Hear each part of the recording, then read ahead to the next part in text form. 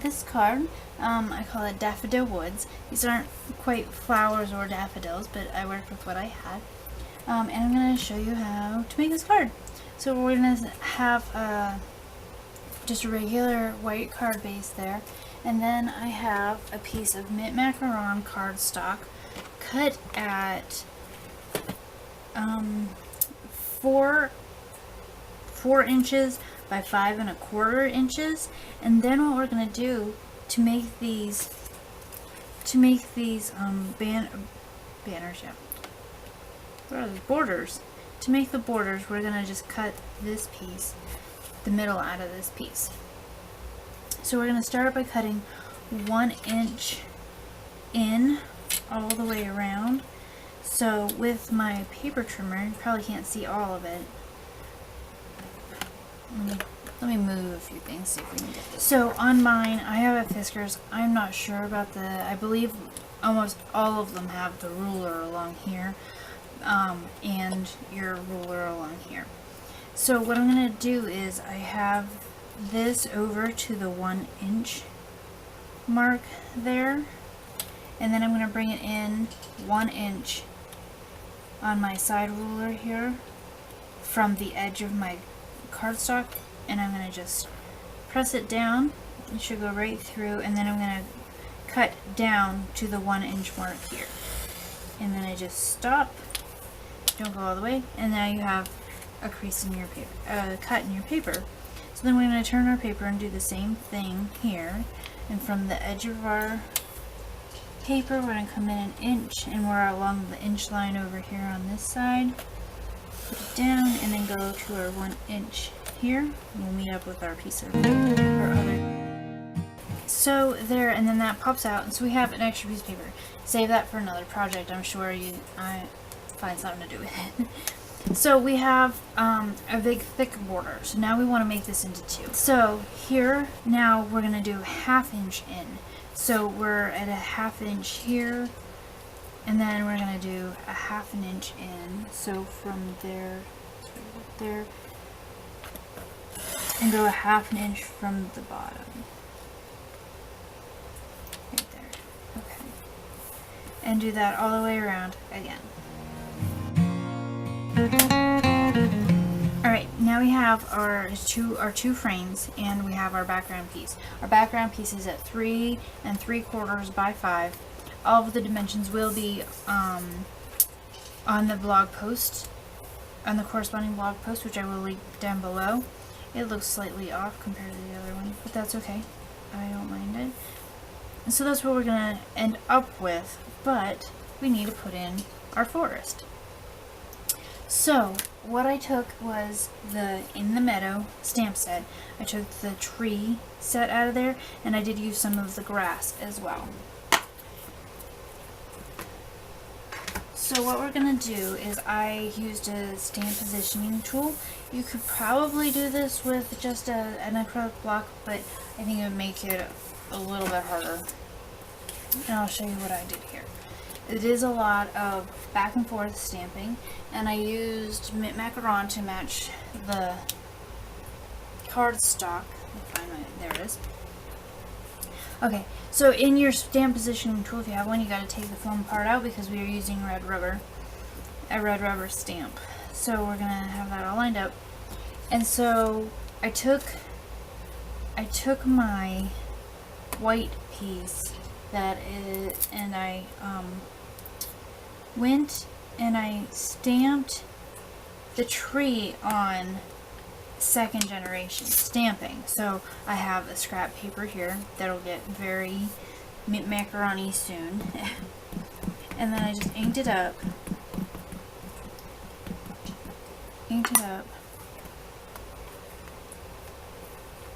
Got one layer off, and then put it down. So 2nd generation there, and I probably should put that there. So, and then I went ahead and I wiped because I didn't want to get too much ink going on my thing, because we're going to do this the whole way across. So, let's do this again right.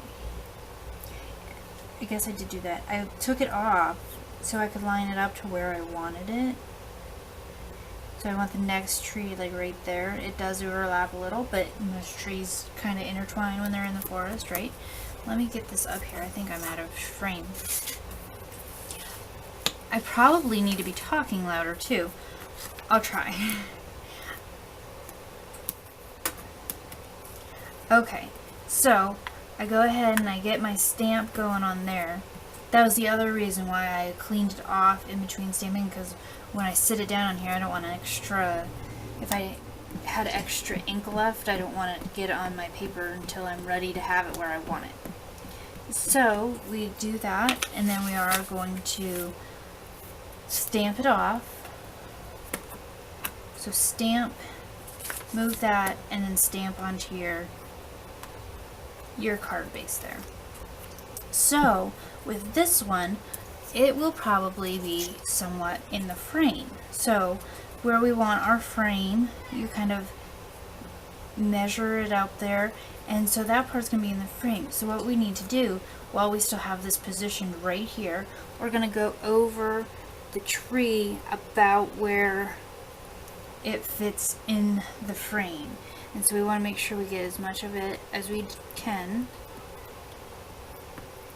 but trying not to get out of the frame on the other side, because we do want the inside of the frame to have the darker look and the outside to have the lighter look. So go ahead and do that. So there we go. And then I go ahead and wipe it. Take it off and put it where I want the next one.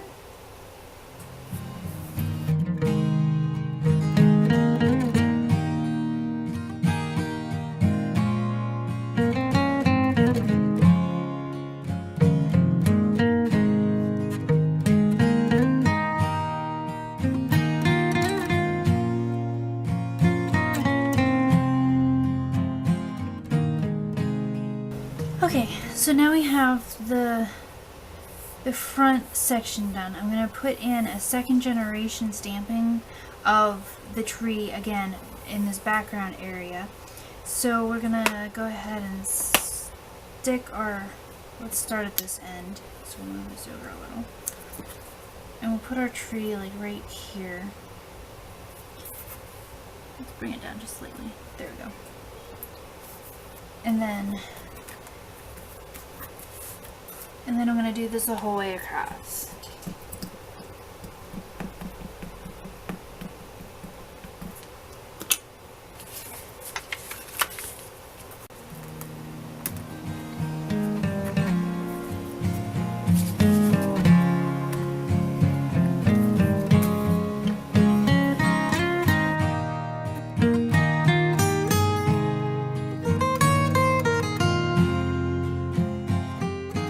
That was it for the trees. I'm done with those.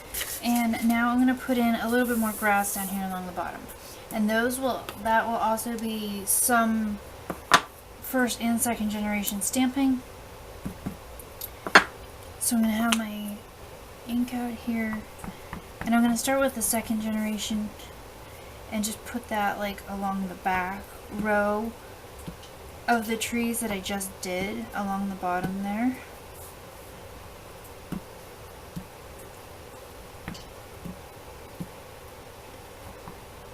And then along the front here. There we go. There we go. And then maybe we'll come over just slightly. Make sure we're even all the way around. And that's what our main part there is going to look like. So we can go ahead and, now that we're done with that, adhere this to it. Let's go ahead and leave that. So there's that, and then we're going to put this piece on our card frame. You can see that it's not like even all the way around. So I think what I'm going to go in and do is take a little bit off of each of these edges. Right, 1/8 inch off of either side. I think I left that leeway in there so that we could, after we got the frames on, there would be a little bit of room to trim it down to make it fit correctly, in case we got maybe too much of the dark on this end and we had to scooch our frame over, then we could cut off 1/4 of an inch on this end and still be okay in the sizing. You know, that kind of a thing. So that's why we had to cut that down. So now what I'm going to do is put this on the card base first. Get a little along the edge, but we can always get rid of that. This must not be right. That fits the whole thing. Well, you know what? We're gonna go with it. I cut it at 4 1/4 instead of 4.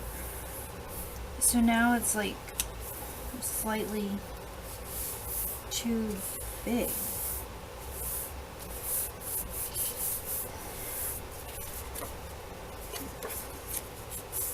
And now we can fit this over top of this here. Still makes a nice card. I just didn't cut it correctly. I'm leaving it though. I'm this far in. So most people won't notice a little bit of extra cardstock. We're gonna go ahead and put that down, center it on our frame. So we have our frames. Wrong size and all. And then I have the succulents cut out of a light yellow cardstock. It is not a Stampin' Up! Cardstock. I didn't have any yellow and I had this. So I used it. And I stamped them with the Daffodil Delight, and I used, I believe, Peekaboo Peach for the darker outlines. So I'm going to take these succulents and make them daffodils.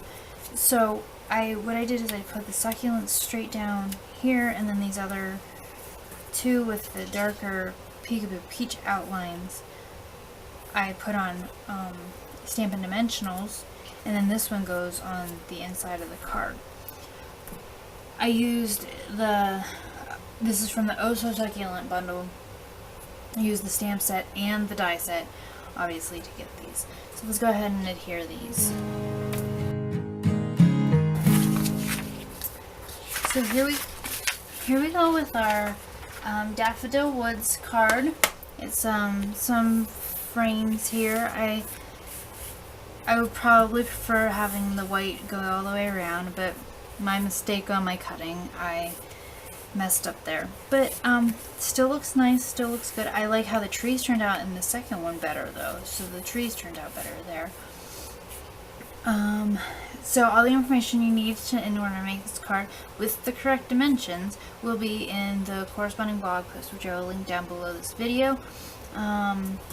So thank you for coming to create with me today. I hope you enjoyed it and that you'll stop back soon.